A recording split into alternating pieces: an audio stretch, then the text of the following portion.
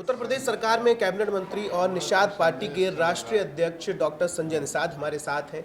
16 तारीख को पार्टी का स्थापना दिवस है। बड़ा कार्यक्रम कर रहे हैं मंत्री जी आप। अरे बड़ा इतिहास रहा निषादों का। निषाद राज गुहराज महाराज भगवान राम ने गले लगाया। त्रेता में रावण राज खत्म हुआ था। रात्रि विश्राम किया, गंगा पार किया था। निषाद भगवान राम ने निषाद राज को याद किया, कैबिनेट में आए, नीत बनी, राम राज आया, सुख का राज आया था। तो ये बड़ा इतिहास रहा है। लेकिन बड़ा लड़ाई में गर्व है कि हम अंग्रेजों से, मुगलों से लड़ते रहे, उन्हें उजड़ते रहे, लेकिन लड़ते रहे, देश आज़ाद करा दिया। देश आज़ाद के बाद हम क्रिमिनल कास्ट से घोषित 5 साल 16 दिन हम गुलाम रहे, जेलों में रहे। पहला चुनाव हो गया है। तो ये 16 अगस्त 2016 को मैंने ऐसे उजड़े परिवार जिन्होंने देश को आज़ाद कराया, 578 जातियाँ देश में, 193 जाति उत्तर प्रदेश में जो निवास करती हैं, जो पाइपलाइन रोड पर हैं, सड़कों पर हैं, जिनका कोई उनकी दशा दुर्दशा बहुत ख़राब है। ऐसे लोगों को अंग्रेज़ों मुगलों ने स्थापित किया। उनका इतना काम था ना कि हथियार बनाते थे और राणा प्रताप को देते थे मुगलों के खिलाफ लड़ने के लिए, और मुगलों ने नए कानून बना के उजाड़ दिया। तो ऐसे लोग फिर से विस्थापित लोग स्थापित हो जाए, इसलिए पार्टी का स्थापना है। और उस दिन हम लोग इन्हें स्थापित, कितना निषाद पार्टी स्थापित हुई, ऐसे लोगों की जिनकी लड़ाई लड़ना उनके दिलों में मैंने कितना स्थापित हुए हों, कितना हम जिलों में, कितने ब्लॉकों में, कितने प्रदेशों में स्थापित हैं। और स्थापना दिवस है। ये आवाज़ हमारे माननीय मुख्यमंत्री जी एक अभिभावक हैं, गार्जियन हैं, मेरी आवाज़ पहले से उठाते रहे दिल्ली में, सदन में। हमारी नहीं, यहाँ ये 100 उजड़े परिवारों को जो से जो जातियाँ हैं इनके, तो अगर वो हमारे मुख्यमंत्री जी आ रहे हैं मुख्य अतिथि के तौर पर, और हम लोग उनका स्वागत करते हैं। और पूरे देश से लाखों की संख्या में दुबिजनाथ पार्क गोरखपुर में है। 16 अगस्त 2023 को 10 बजे सुबह से शाम को 4 बजे तक है। उसमें हर जाति, हर धर्म के लोग आएंगे। उसमें एक मुश्त लोग आते हैं कि नहीं, हमें इस देश को समृद्धशाली बनाना है, और फिर से हमने फिर से सोने की चिड़िया बनाना। जातिगत जनगणना को लेकर उत्तर प्रदेश की राजनीति हमेशा गरमाई रहती है, उथल पुथल चलती रहती है। उसमें संजय निषाद जी की क्या भूमिका है? अब जब देश में जातिगत आधार पर क्रिमिनल कास्ट घोषित हुए थे कि जातियां क्रिमिनल कास्ट हैं, इन्हें जन्मजात अपराधी घोषित करो, तो जाति के नाम से अगर कानून में बना के हमें उजाड़ा गया है, तो जाति को राजनीति करके उन्हें तो स्थापित कराना पड़ेगा ना। लेकिन ये जो लोग जातिगत जनगणना करने की बात करते हैं, जब सत्ता में रहते हैं तो इन्हें जाति याद नहीं आती है। बाहर चले जाते हैं तो केवल जाति याद आती है। वहाँ रहते हैं तो खाली चंगू मंगू याद आते हैं।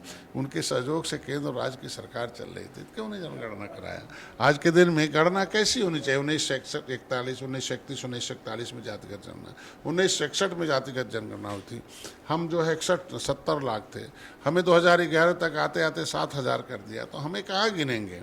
केवट मल्ला, माझी मुजाफर, राजगुण गोण मझवार को RGI ने, registrar general of census of India ने कहा कि नहीं, ये अनुसूचित हैं, इन्होंने हमें पिछड़े में डाल दिया गैर संवैधानिक ढंग से। राज्यपाल ने हमें निकाल दिया। हमें कहाँ गिनेंगे? एक जातियाँ जो देश को आज़ाद कराने वाली रोड पर घूम रही हैं, पाइपलाइन में, सड़कों पर हैं, ये देश को सम्मान दिलाने वाली जातियाँ हैं, संविधान बनवाने जातियाँ हैं, ये कहाँ गिनी जाएंगी? पिछड़े में गिनी जाएंगी, सामान्य में गिनी जाएंगी, अनुसूचित जनजाति, विमुक्ति, भूमंतु और कहाँ गिनी जाएंगी?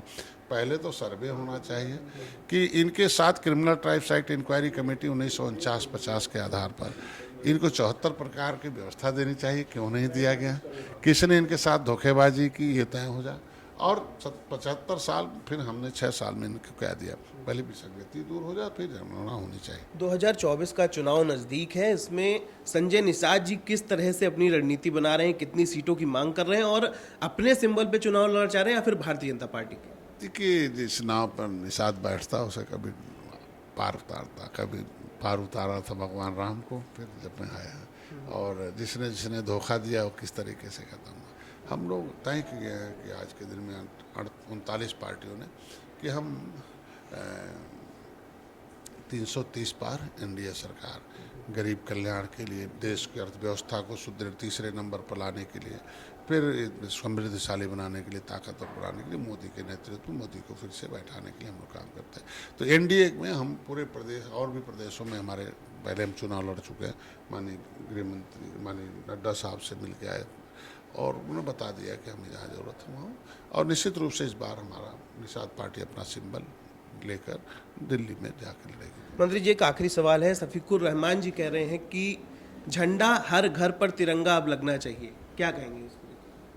नहीं, देखिए उनकी सोच क्या है, तिरंगा इस देश का शान है। तिरंगा हमारे जो शहीद हैं, बलिदानी, देश को आज़ाद कराने वाले लोगों, उनका एक प्रतीक है। तिरंगा इस देश की भारतीय सभ्यता का एक मूलक है। और जो तिरंगा का अपमान करता हो, जिसे तिरंगा पसंद न हो, उसे देश में रहने का अधिकार नहीं। तो ये हमारे साथ कैबिनेट मंत्री डॉक्टर संजय निषाद थे, जिनका साफ तौर पर कहना है कि जिसको तिरंगा पसंद ना हो उसे देश में रहने का कोई अधिकार नहीं है। राजधानी लखनऊ से वीडियो जर्नलिस्ट सूरज के साथ स्पर्श गुप्ता, टीवी 24।